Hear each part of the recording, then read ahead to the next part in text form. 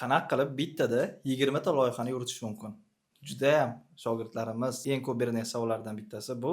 Aynan mana shu savolni bu videoda ko'rib chiqamiz. Ko'p targetolog shogirdlarimiz aynan o'sish deganda ko'pincha vertikalni o'sish uchun qolishadi. Ya'ni mijoz narxini oshirishda emasda, ya'ni o'rtacha sredniy chekka oshirishda emasda, balki mijozlar sonini ko'paytirishda. Minimalni $300 bitta proyektdan, bitta loyihadan olayotgan bo'lsa, aynan mana shu loyihalar sonini ko'paytirib 20 ta qilsa, уже 6000 bo'ladi. Shu hammada baribir pulga qiziqish bor. Shu pulga qiziqqan holda bittada ko'proq proyekt yuritishga harakat qilishadi. Endi 20 ta loyihani yuritish o'zi bu real narsami yoki unreal yoki bu haqiqatan uzoq bo'lgan narsami? Bu narsani men sizlarga bu videoda yoritib beraman. 20 ta loyihani bir vaqt o'zida yuritish mumkinmi? Bu ha desak ham bo'ladi, yo'q desak ham bo'ladi. Nimaga? Nimaga bunaqa ikki xil javob? Sababi bu yerda qarashimiz kerak bo'lgan joylari bor, e'tibor berishimiz kerak bo'lgan. Siz ming disiplinasi kuchli bo'lgan, ming hard workingni juda sevadigan inson bo'lishingizdan qat'iy nazar, misol uchun men kuniga 12 soat deep working qila olmayman. 12 soat vaqtimni, 16 soat vaqtimni ishga ajrata olmayman desangiz ham, bu yerda fizически ulgurolmay qoladigan momentlar bo'lishi mumkin. Qachonki loyihalar hajmi katta bo'lsa. Ya'ni 20 ta loyihani yurg'izsangiz bo'ladi, agar ularni ishi ko'p bo'lmasa, ularni hajmi kichkinaroq bo'lsa. Lekin siz 20 ta aytaylik, Imzo, Murad Buildings, Energy, Nest One krupniy proyektlarni olgan bo'lsangiz, katta ehtimol bilan bitta o'zingiz 20 ta loyihani yuritishda ancha qiynalib qolasiz. Bu yerda o'sha boya aytganimdek 20 ta loyiha yuritsa bo'ladimi? Bitta targetolog 20 ta loyihani yurita oladimi? Ha degan joyim bu yerda hajmi kichkina bo'lsa. Yo'q degan joyim agar u loyihalari hajmi katta bo'lsa, bu yerda yurita olmaydi. Endi loyihalar o'sha endi hajmi kichkina, $300-400 ga yarasha, hajmi kichkina, ko'p narsa talab qilmaydigan loyihalar bo'lsa, yurita olaydimi? Ha, lekin bu yerda ham yuritishi har xil yo'llari bor. Endi bu yerda yuritishda bu yerda o'sha plus minus taraflarini aytib o'taman. Asosiy minus taraflardan boshlaydigan bo'lsam, bilasizlar, target yo'qotganingizda har doim ham sizda, misol uchun aytaylik, bitta loyihada bir kun u loyihaga 15 minut vaqtingizni sarfladingizmi, bu degani ertaga ham yana 15 minut sarflaysiz degani emas. Okay, ertaga ham 15 minut sarfladingizmi, indinga ham yana 15 minut sarflaysiz degani emas. Chunki lead sifati tushib ketish ehtimollari, lead soni kamayib ketishi, viza kartalar bilan muammolar bo'lib qolishi, natijalar o'zgarib qolishi, chunki bilamiz, target har doim ham mana bunaqa bir tekizda ketmaydi-da. Ya'ni bu tepa pastlikka chiqib tushadi. Aynan ana shu pastlikka qulagan paytlarda siz ana shu proyektga ko'proq vaqt ajratishingiz kerak.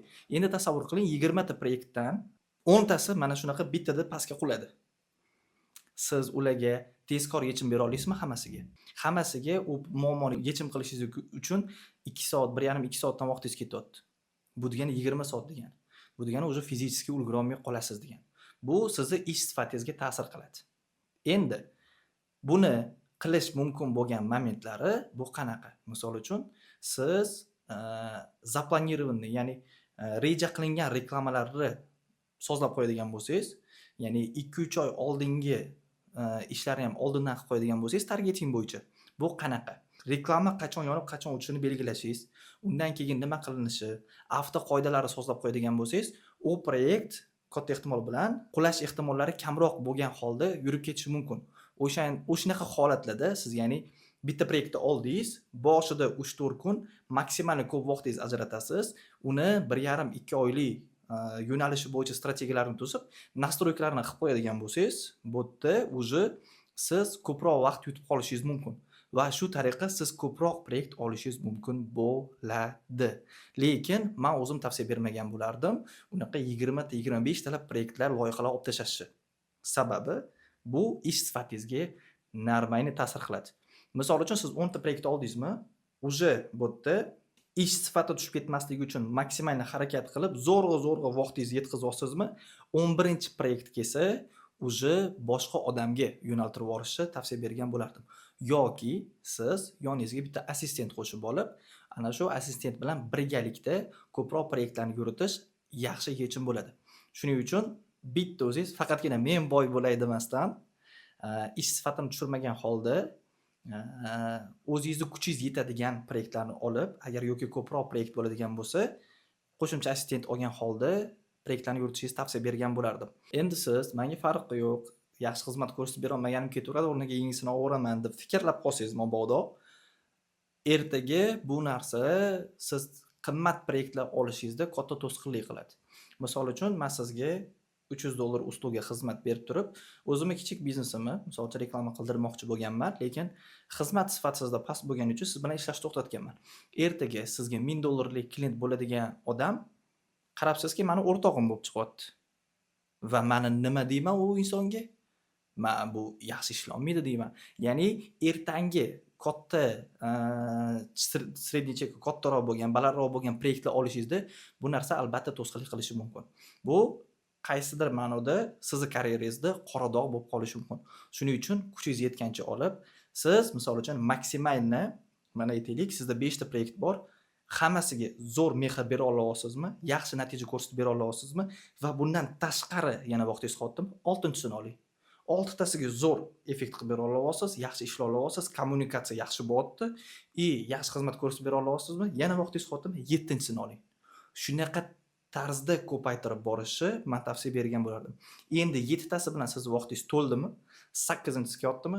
Boshqa insonga bering. Ya'ni misol uchun boshqa target to'lqinga chiqib qolsangizda, mana shunaqa proyekt bor. Birinchi oydan misol uchun o'zingiz ham nima deydi? Anaqa bo'lib qolmasligi uchun, sizga ham interes bo'lishi uchun o'zingiz gaplashasizda proyektni unga yo'naltirib olasiz. Birinchi oydan qanchadir foizini o'zingizda olib qolasiz, u bilan kelishgan holda. Ya'ni boshqa target to'lqin bilan kelishgan holda. Mana shu proyekt senga beraman. Birinchi oydagi $500, $250 ni o'zim olib qolaman. Rozimisan? Rozi bo'lsang, davayt deb kelishgan holda unga o'tkazib yuborishingiz mumkin. Ya'ni sizda ham interes bo'lishi uchun o'sha $250 olib qolishingiz mumkin. Endi, yana ikkinchi variant bu o'sha yoningizga yana bitta assistent olishingiz. Shunaqa tarzda siz